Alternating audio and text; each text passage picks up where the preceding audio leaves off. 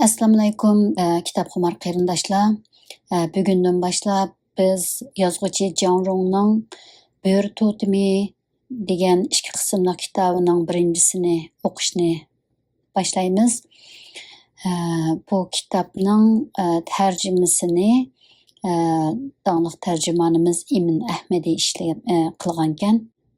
Kitobning tarjimasi 2008-yili 6-oyda besilib chiqibdi. Tövəndə bu kitabqa biz berilgan ikkilikı review deb qo'yamiz. Bu boshqalarning bu kitobni ko'rgandan keyingi ta'siroti bor ekan, shuni o'qib beray. Birisi adabiy tanqidchi Ming Fanxuaning yozgan ekan. Bo'ri totemi bugungi davr Jungo adabiyotining umumiy gavdasidagi charaqlab nur chechib turadigan g'ayri mavjudlik. Agar uni roman deb o'qisak, u tarix va rivoyat bilan to'lgan. Agar uni madaniyat, insonshunosligi to'g'risidagi asar deb o'qisak, u yana to'qilma va tasavvur bilan to'lgan. Avtorning o'z bilimi va adabiyot iqtidorini ustadlik bilan birlashtirib elib borgan konkret bayonlari va uni insonshunoslik bilimi bilan o'zaro giralayshtirishi aqlimizni lol qiladi va bizni o'ylantirdi. Bu hissiyot bilan idrok aralashgan, tilida fasohat julalanib turadigan gigant kitob. İkincisi, Xayr guruhining mudiriyat raisi Jon Ruymin yozgan ekan. Bo'ri totemini ko'rib chiqib, bo'rining odamning ishongus kelmaydigan bir muncha taktikalari o'rnak qilishga arziydi ekan degan yerga keldim. Birinchisi, tayyorliksiz jang qilmaslik. Nuqtada ching dassash, bo'ktirmada turish, hujumga o'tish, qo'rshash, to'sish jihatda tashkiliy muntazam sistemlik bo'lish. Ikkinchisi, eng yaxshi fursatda zarba berish, amaliy kuchini saqlash, qarshi tarafni bexudlashtirish, qocholmaydigan paytda tuyuqsiz hujum qilish, qarshi tarafni o'lar holatga tushirib qo'yish. Uchinchisi, odamni eng qoyil qilg'ini jangdagi kollektivlik ruh, hamkorlashib jang qilish. G'albini qo'lga keltirish uchun ko'kim talqon bo'lib ketishdan qo'rqmaslik, jang ustida qurbon berish. Soda jangidagi mushundaq raqiblar eng qo'rqinchli, qirg'inchilik kuchimi eng zo'r. Tövəndə birlikdə kirish so'z qismiga quloq solaylik. Qo'limizdagisi bugungi dunyoda ta hozirga qadar Mo'ng'ul yayloqlaridagi bo'rilar tasvirlangan, tadqiq qilingan birdan-bir olamshumul g'ayriy kitob. Biz uni o'qiganda bo'ri totemi munosabati bilan mushu davrda uyushtirilgan katta ma'naviy ziyofatdan putmas tugumas huzur olgandek bo'lamiz. Bu yerdagi sabab uning salmoqining eg'irligi va qayta borliqqa kelmaydiganligida. Demisimi, Mo'ng'ul otliqlari va Mo'ng'ul bo'rilari erkin ozoda qing'iytib o'ynagan, mal chorvalar uyandan buyonga ixtiyoriy ko'chib yurgan poyansiz yayloq mushkamda ko'z oldimizdan g'oyib bo'lishga boshildi yoki allaqachon g'oyib bo'ldi. Bo'riga taalluq jimiki afsona hikoyalar xotirimizdan chekinib chiqishga yuzlandi. Uningdan bizga va keyingi avlodlarga faqat qisman axloqiy qarg'ash bilan ochiq til haqoratni ifodalab beralaydigan yozma belgilarla qoldi. Navoda mush kitob bo'lmagan bo'lsa, bo'rilar, bo'libmi Mo'ng'ul yayloqlaridagi bo'rilar Jungoning qadimgi davr madaniyligidagi totem cho'qinishi bilan tabiat evolyutsiyasining motori olamdagi ba'zi yoshirin elementlarga o'xshash biz yashayotgan yer sharidan va insonlar turkumidan yiroqlab, belgili bo'lmaydigan mangulik ichida laylab yurgan, bizning do'tligimiz va nodonligimizga parvosizlik bilan nazar tashlagan bo'ladi. Mushlarga ko'ra, tabiat yigilayotgan, shaylarning turi tez sur'atda ozayotgan, insonlar jamiyatining ma'naviyati va xarakteri kun sayin tushkunlashib, onalik jinsga aylanib ketib qolgan bugungi kunda bo'rini bayon egiz qilgan va epusga o'xshab ketadigan Bo'ri totemidan iborat bu romanni o'qish, rostini aytganda mushu davrdagi o'qirmanlarning ta'liyi. Ming yillar mobaynida qonuniy yetakchi o'rinda turib kelgan o'limalar, tariqat olimlari Börning gapi chiqqan hamon chiroyi o'ngib, uningga bo'lgan nafratni baloyi ofat darajasiga elib bordi. Xanzu madaniyatida börüge nisbatan ko'pdan ko'p uqishmaslik va bir taraflamalik qarashlar paydo bo'ldi. Börü haqida biror parcha kitob yozish tilga elinsa, hamma odam dakki-dukkiga tushadigan ahvol kelib chiqdi. Börü bilan hamdam bo'lish haqiqatning tegi-taktiga yetishdiki qiyin va nozik bir ish bo'lib qoldi. Biz bu kitobning avtori Jang Rong apandiga rahmat demay turolmaymiz. Beyjanlik ziyoli yosh Jang Rong apandi buningdan 30 yil ilgari o'zi xolab ichki Mo'ng'ulning chegara rayonidagi Olun yayliqiga qayta tarbiya olishga borgan va u yerda 11 yil turmush kechirgan.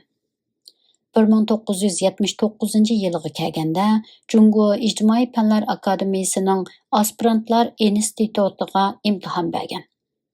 U yayloqda yashagan chaqlarda bo'ri uvusiga kirgan, bo'ri kuchuklarini tutgan, bo'ri kuchuklarini boqqan, bo'ri bilan elishgan, bo'ri bilan o'ynashgan, yomon kunlarni o'zi yaxshi ko'radigan bo'ri kuchugi bilan birlikda o'tkazgan. O'zining yoshlik mazgildagi azobliq ma'naviy ko'chmanchilikni ular bilan birga boshdan kechirgan. Mo'ng'ul bo'rilari uni tarixning 1000 yillik istutaklaridan o'tkazib, sirliq tepishmoqning markazigacha elib borgan. Bo'rilardagi quvliq va farosat, yayloq odamlarning bo'riga bo'lgan muhabbati va nafrati, bo'rilardagi xosiyatlik sehriy kuch-qudrat Jangrong bilan bo'ri orasida bir-biridan ayrilolmaydigan do'stlikni shakllantirgan. Bo'rining yayloqdagi millatlarning hayvoniy pir ustozi, peshvosi, urush ilohi va ulgisi bo'lganligi. Bo'rilardagi kollektivlik ruh, ularning jamiyat oldidagi mas'uliyatchanligi, bo'rilarning aqli, qaysarligi va izzat nafsi. Bo'rilarning Mo'ng'ul otliq qo'shinlariga bo'lgan ügüt nasihati va ularning yayloq ekologiyasini qo'g'dishi. Ko'chman chorvachi millatlarning necha ming yillardan buyon bo'riga bo'lgan hurmat aqidasi. Mo'ng'ul millatining qadimiy sirliq dala dafni murosimi. Bo'rilarning g'ovlishi, bo'rilarning quliqi, bo'rilarning ko'zi, bo'rilarning yemak ishmigi, bo'ri nijosatining ko'ydirgan chaqda chiqadigan tutuni, bo'ri rasmi tushirilgan tug' alamlar. Bo'rilarga oid xilma-xil tafsilotlarning hammasi avtorni o'ziga mahliyo qilgan. Natijada u 30 yillik tadqiqot orqali odam bilan tabiat, insonning xarakteri bilan bo'rining xarakteri, bo'rilarning yo'li bilan Tangrining yo'li haqidagi bu romanni yozgan. Jungoda ijtimoiy burilish bo'layotgan, tarixchilik madaniyligi tufayli barliqqa kelgan xuy mijoz putqulimizni tushab qo'yayotgan bugungi kunda Jangrong apandi o'zining yerim umr qon tarni sarf qilib puturgan bu gigant asriga oxirgi tinish belgisini qo'yib, o'zining bo'ri tutumini qayta namoyon qilish burchini tamomladi va bo'riga munosabatdagi haqiqatni yashkuchi bo'lib qoldi. Kitob organik bog'lanishga ega necha 10 bo'ri hikoyasi orqali bir yo'lala oyoqlashgan. Syujetlar jiddiy va keskin, yangi, shundaqli sirliq. O'qirmanlar uningdagi har bir bobdan, har bir abzasdan har gizmi o'zini tortolmaydi. Qalb cho'nqurligida nihoyatda tatli sezimlarning paydo bo'layotganligini his qiladi. Hatto kitobning varaqlaridan Mo'ng'ul yayliqidagi farishtalarga o'xshab ketadigan bo'rilar g'ovlagan peti yugurib chiqayotgandek bo'ladi. Bo'rilarning har qatimliq razvedkasi, sap tashkillashi, yoshirun hujumga o'tishi, tuyuqsiz zarba berish taktikasi, bo'rilarning havorayi va yer shaklidan ustulik bilan foydalanishi, bo'rilarning o'limni pisantiga olmaydigan qaysar fazilati, bo'ri jamiyatidagi do'stlik va qarindoshlik, bo'rilarning yayloqdagi shay'lar bilan bo'lgan aloqasi, chidamliq va o'moq bo'ri kuchuklarining erkinlikdan mahrum bo'lgandan keyingi jafo mushaqqatlik o'sib yetilish jarayoni hə desila bizning xiyolimizni insonlar bilan bog'laydi. Bizni insonlar tarixidagi hozirgacha yeshilmay kelayotgan, ya'ni o'z vaqtidagi aran 100 necha ming keladigan Mo'ng'ul otliq qo'shini qandoqlarcha Yevropa, Osiyo cho'ng quruqligini g'ozoni supurgandek supurib tashladi. Cunhua millatlarının bugünkü bu keng ziminining barliqqa kelishidagi cho'nqur qatlamliq sabablar qaysi? Tarixda zodi Huaxia madaniyaligi ko'chman chorvachi millatlarni bo'ysundirganmi yoki ko'chman chorvachi millatlarning Xanzu millatiga orqa-orqadan qon berishi orqasida Cunhua madaniyaligi davomlashish fursatiga ega bo'la olganmi? Jungodagi ot ustida cho'ng bo'lgan millatlar qadimdan hozirgacha nemishqa ot to'timiga cho'qinmay, aksicha bo'ri to'timiga sajda qildi. Cunhua madaniyaligining azaldan uzilib qolmaganligidagi sabab Jungoda azaldan uzilmay kelayotgan bo'ri to'timi madaniyatining hali ham mavjudligidanmi qandoq degan masalalar va yiroq o'tmish to'g'risida o'ylanishga majburlaydi.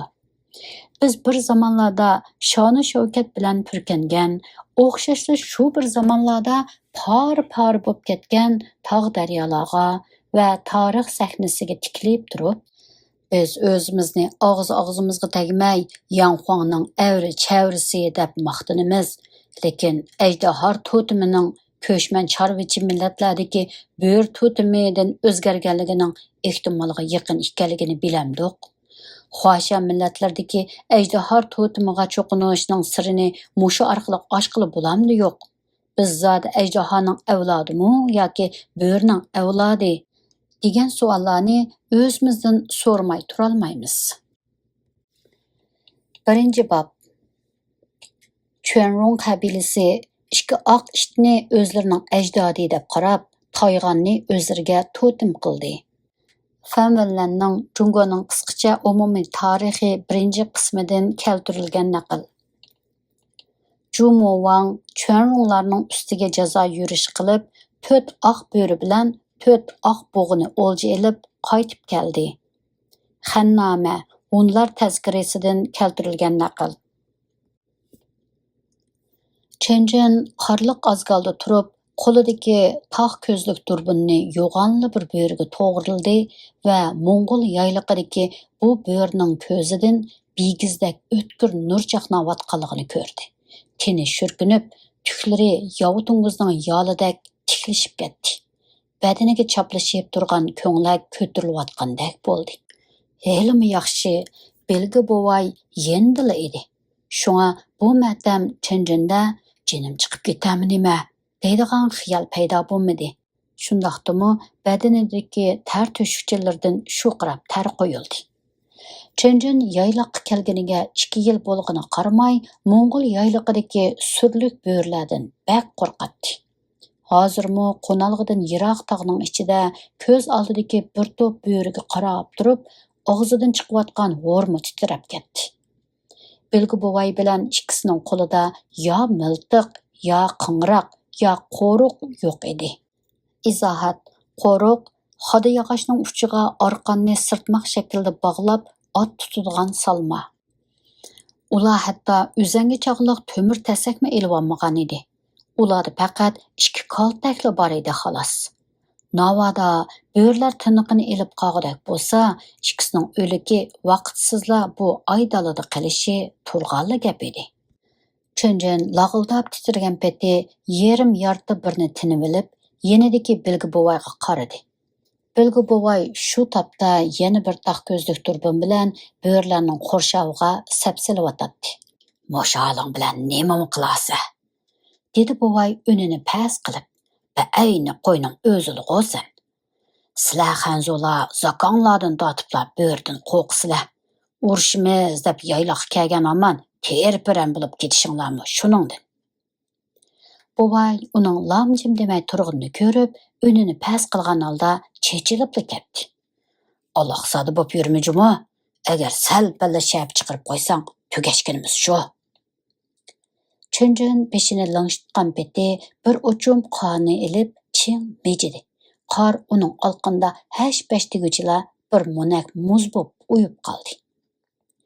Qiypash tarafdagi tog'ning qaptilida bir to'p jaran sagaklik bilan aldirab tinab o'tlayotgan bo'lsa-mu, lekin ular bo'rilarning suiqasdini tuymagandek edi. Bo'rilarning qo'rshovlanisi ikkaylan turgan ozgolga borgan siri yaqinlamoqda edi. Chunjin midir-sidir qilmadi. U o'zining to'nglab muza haykal bo'lib qilayotganligini his qildi. Bu Chunjinning yayloqdagi bo'rilar bilan ikkinchi qatam uchrashishi edi. Mushu damda u bo'rilar bilan tunji navbat do'qurishib qolgan chog'dagi vahimaning badaniga yana bir qatam yomishayotganligini sezdi. U mushundaq jarayonni beshidan o'tkazgan har qanday Xanzuning yuragining saqlanmaydiganligiga ishonadi. Chunjin 2 yilning oldida Beyjingdan kelib, chegara rayonidagi bu chorvachilik maydoniga o'rnashgan chog'da 11-oy tugay deb qolgan Ulun yaylig'ini ko'mishdak oppoq qor ilkiga olgan edi. Ziyoli yoshlarga tarqitib berdigan Mo'ng'ul kigiz uylari texi yetib kelmagan bo'lg'ashqa, Chunjin Bilgi bovayning uyida turadigan bo'ldi va poda beqishga taqsimlandi. Bir oy o'tgandan keyingi bir kuni u Bilgi bovay bilan 80 chaqirimdan ko'proq yiroq keladigan joydagi fermaga o'g'inish hujjatlarini elishga bordi. Ba'zi bir kundalik buyumlarni setib oldi. Qaytib ketish oldida bovay ferma inqilobiy komitetining hay'at a'zosi bo'lganligi uchun fermada qilib yig'inga qatnashadigan bo'lib qoldi. Lekin ferma rahbarligining yo'l yo'riqi bo'yicha hujjatlarni darhol atroflarga yetkazish lozim edi. Kechiktirib qo'yishga hargiz bo'lmaydi. Chunjinga o'zi yolg'iz qaytishga to'g'ri keldi. Yo'lga chiqadigan chog'da Bilgi bovay o'zining ham yuguruk, ham yo'lni biladigan jada etini Chunjinga berib, yaqin yo'l bilan mangsa faqat bo'lmaydiganligini, cho'qim harbu yo'lni bo'ylab mengish lozimligini topiladi. Shundaqla har 20-30 chaqirimda Mo'ng'ullarning ovullari bor, chatoq chiqmaydi deb eskartib qo'ydi. Chunjin jada otga minibla nasli oliy Mo'ng'ul otlardagi qaysarlikni his qildi va ushqandek tez mingish niyatiga keldi. Amdilardan bir to'nga chiqib, atrof turishliq joydagi Chag'on o'l teg'ining cho'qqisini ko'rgandan keyin bovayning boy topilgan gap so'zlarini butunlay asdan chiqardi-da, 20 chaqirimda ko'proq aylanib, harbu yo'lda mingishdan biroqla voz kechdi va atrofga boradigan yaqin yo'lga qarab ot soldi. Havo sovishga boshladi. Allohazal yo'lning yarmi tugagan chog'da kunmo sovuqdan dirildab titrab, shumshaygan peti ufuq siziqidan pastga tushib ketdi. Qorning yuzidan ko'tarilayotgan sovuq Chunjinning uchisidagi juvini torishida qotiribdi. Chunjin beligini, jaynikini, belini midirlatib baqdi. Juvining terisi har bir surkalganda g'ochildab ovoz chiqaradi. Qalin qorni dastlab ketib bo'lgan jada otning badanidan chiqqan ter bir qavat quruq aylandi. Uning qadami ostilayotgandek bo'ldi. Egiz bas edirlar hadisda uchrab turadi. To'rt taraf odamzod ko'rinmaydigan cho'l jaziri edi. Jada otning yengil yo'rg'ilab mingishidan uning yerib qolganligini belgilab bo'lmaydi. U yo'rg'iga tushib olsa, yo so'kildimaydi, yo ikki yeniga irg'anglamaydi. Xuddi ustidagi odamni azoda o'ltirsin deyotgandek tamkin mangadi. Chunjinmi tizginni bo'sh qo'yib etib, qandoq mingishni, sur'atni, nishonni otning mayliga qo'yib etdi. Shu asnoda Chunjinning yuragi jig'ig'ida qilib qoldi. Ko'nglida qandoqdir bir ansizchilik paydo bo'ldi. U jada ot yo'ldan ezib qolarmi, shivirg'onga yo'liqib qolamizmi? Bu qorliq jazirda to'nglab o'lib qolamanmi deb ansirdi. Lekin bo'riga uchrab qolamizmi degan ish uning esiga kelmadi. Bir jilg'ining eg'iziga oz qolganda yo'l bo'yi o'ynaqshib, atrofni tinglab kelayotgan jada otning qo'liqi ding bo'lib ketdi. Jilg'ining kayni tarafiga udul tikilib pushqurishga boshladi. Qadam elishi qalaymaqonlashdi. Bu Chunjinning qorliq dalada tunji qatim o'zi yolg'iz mingishi bo'lg'ashqa, ko'z oldidagi xavf-xatarni xiyoliga keltirolmaydi. Jada otning burun to'shiqlari kengayib, ko'zlari chekchaydi. O'z beshimchiligi bilan nishonni o'zgartib, agib mangmoqchi bo'ldi. Lekin Chunjun otning g'arazini uqmadi. U tizginni ching tortib, otning beshini to'g'rildi-da, uni yo'rg'ilagan peti udul mangishga majburladi. Әмділікті атның маңышы текімі бұзылды. Тұрыплы югіріп кетідіған, тұрыплы сокылдайдыған, тұрыпла астан маңдыған боп қалды. Шындақтымы о қадimi Раврус құйындак чепіп кетішке тәйяр халат еді. Чөнжөн қыш күллері атны асырашны білген болғашқа тізгінні чың тартып астарақ маңдырмақчы болды. Cədə at bir munca agahlandırışının qarğı gəlməgənligini sezib, beşini şartlıda qayırdı və Çöncünün putidiki piyimini çişildi. Çöncün atның közlərdəki vəhimidən birdilla yoşurnub yatqan xəvfni pəm qıldı. Biroq vaqt ötgan. Cədə at titrəgən halda qorqunuşluq jilğinin kanaydak yeyilib turgan ağzıga kirib bolğan edi. Çöncün beşini kötürüb jilğa tərəfki şundaqlı bir qaraş bilan təng qo'rqqanidan otning ustidan tushib ketishga tas qoldi. U 40 metrcha nerdagi qorliq do'ngda alpozidan o'lim purab turadigan bir to'p mo'ng'ul bo'risini ko'rgan edi. Bo'rlarning tuki kashki shapaq yo'rug'ida oltindak paqiraydi. Ularning ko'zidagi uduldan yo bo'lmasa yondan nashtarga o'xshash veshildab kelayotgan nur Chönjünning badaniga sanjilgandek, uni hash-pash tugichilar kirpiga aylantirib qo'ygandek bo'ldi. Onunğa ən yaxın joyda turganlari toza yo'g'on bo'rlardan bo'lib, ba'ayni chipar yilpizlarga o'xshaydi. Ular Chönjün Beijingdagi hayvonotlar bog'chisida ko'rgan bo'rlardan bir has qobul, yerim hasi egiz, ustixonimi yerim hasi uzun edi. Shu asnoda qorliq do'ngda zo'ngzuyib o'ltirgan 10 necha bo'ra likkida o'ri bo'ldi. Quyruqlari tiklandi. Ular qinidan chiqish oldida turgan qilishdak, yoning kerichidagi o'qdak egizlikdan tuvanga etilib ilishishga tayyorlangan holatda edi. Bo'r to'pishchidagi helqi yo'g'on bo'rlar cho'rdab turgan bir oq bo'ra ularning shoyi bo'lsa kerak, bo'ynidagi, ko'ksidagi, to'shidagi kulrang oqush tuklar oq oltindak tovlanib ko'zni chaqnatdi. Taqturqidan yavoyi hayvonlardagi vahshiylik va qaysarlik namoyon bo'layotgandek edi. Ularning soni 30-40 dan kam emas edi. Chönjün bo'rlarning shu chog'dagi ahvolini Belgi bovayga eqitmay, temitmay so'zlab berganda, bovay peshonasidan puruldab chiqayotgan so'g'uq tarni bigiz qo'li bilan surtib turib, bu cho'qim bo'rlar majlis ichayotgan vaqt. Ehtimal ular tog'ning u yaqidagi yilqidan xabar topgan.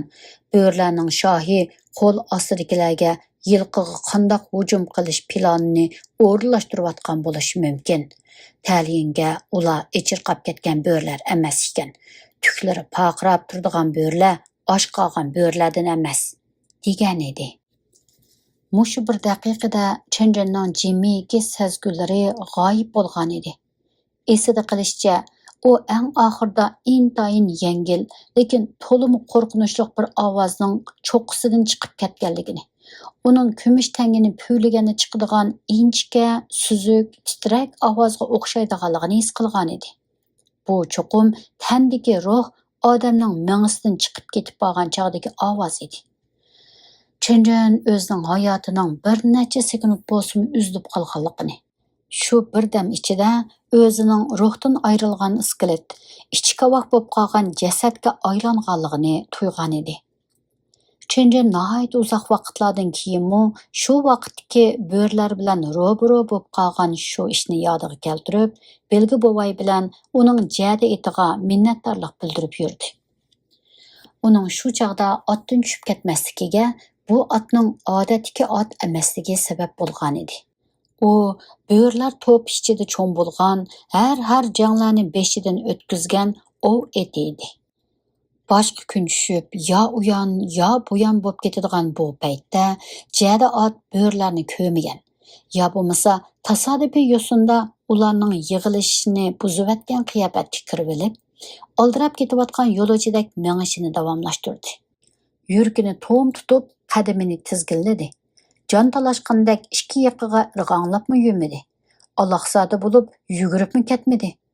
Aksicha, egada o'ltirgan vaqtli xo'jayinini intayin salmoq qoldi ko'tirib, Xuddi beshining ustiga aynak romkini qo'yib olgan serik artistlardek qadamlarini sezgurlik bilan tingshab, Chenjenning eg'irlik markazini yo'qotib, bir yiniga saqıgan peti bo'rlarning oldiga yiqilib ketmasligi uchun uning belini ruslab tik o'ltirishiga imkoniyatining boricha diqqat qilib mengiyverdi. Ehtimal Jadotning botirligi va farosatidan bo'lsa kerak, Chenjenning qepidan chiqib ketgan ruhi yana qaytib keldi.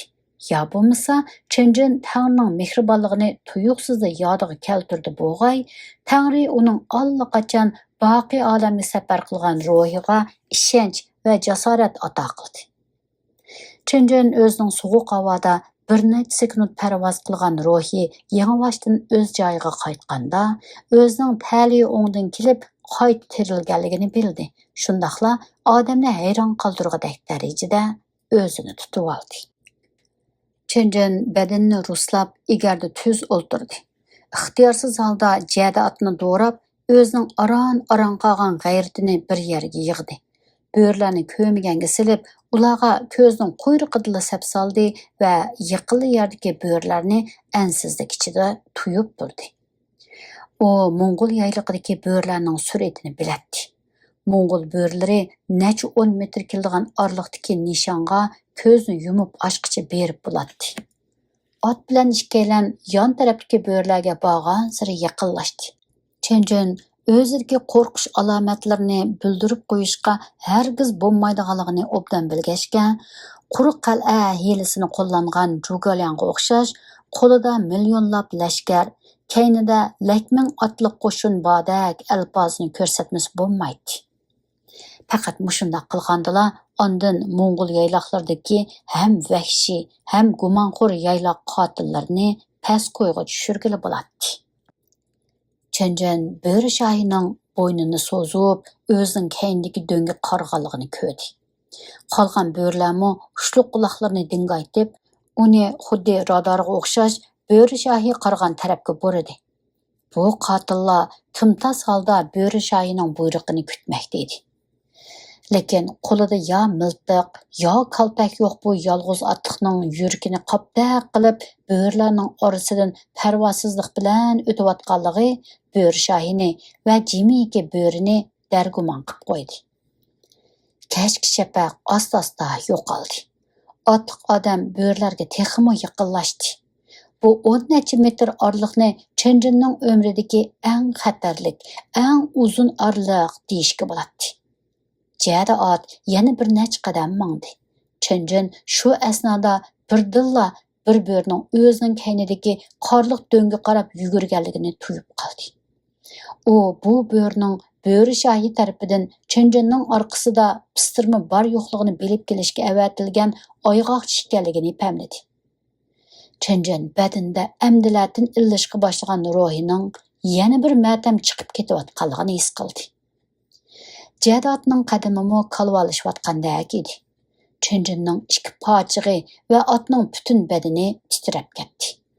Bu titrak intayin tez suratda qo'rqinchli birikma tavrashni paydo qildi va orqadan bora-bora kengayib, ot bilan odamdagi o'rtaq vahimaga aylandi. Jadot qo'lqini kayniga yopirib, heliqi oyg'oqchi bo'rining harakatiga diqqatini bo'ldi. Oyg'oqchi bo'ri haqiqiy ahvolni bilib bo'lg'icha, ot bilan ikkalanning bo'rlar turgan yerga texmi yaqin berib qoldiganligi aniq edi.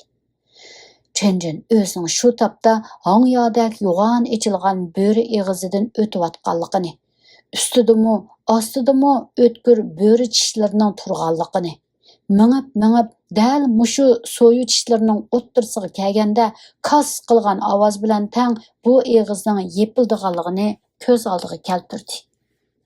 Jadot eng oxirgi elishishga tayyorlanish uchun bilindirmay turib, sal-pal orqaga dojidida kuchini yig'ib oldi. Chenjen birdilla yayloqdagi chorvachilarni do'rab, jondan ayrildigan bu yomon paytda ich-ichidan Tangriga nido qilishga boshladi. Ömürlük panohgoh Tangri, dedi u, qo'lini sunib meni qutuldirib olgin. U yana unini past qilib, Bilgi bovayning ismini to'ladi. Bilge degan Moңғолcha so'zning ma'nosi bilgüchi bo'lg'achqa, u bovaydan Moңғollarning yayloqdagi farosatini tezlik bilan o'zining mingisiga keltirishni o'tindi. Jimjit o'lun yaylig'ida hech qanday aks sado bo'lmadi. U muzga o'xshash yop-yeshil, chiroyli Tangrining jamolini eng oxirgi qatim ko'rib bilish maqsadida umidsizlanib turib, beshini ko'tardi. Bovayning bir eg'iz so'zi tuyuqsizla osmondan tushgandek bo'ldi. Uning bo'ri degan bu hayvon miltiqdan, qo'riqdan va to'mir saymondan o'lgidek qo'rqidi degan gapi uning qulqi tuvida guldirmomidek guldirildi. Chenjinda miltiq bilan qo'riq yo'q. Uningda to'mir saymon bormidi? Chenjinning putining olqini qizig'andek bo'ldi. Bo'lmamdigan. Uning oyog'idagi bu to'mir uzangi emasmi? Xo'shalliqdan Chenjinning puti lag'ildab ketdi. Qadrli kitobxo'r qarindoshlar, bugungi o'qishimiz mushunchalik bo'lsin. Salomatlik hammalarga yor bo'lg'ay.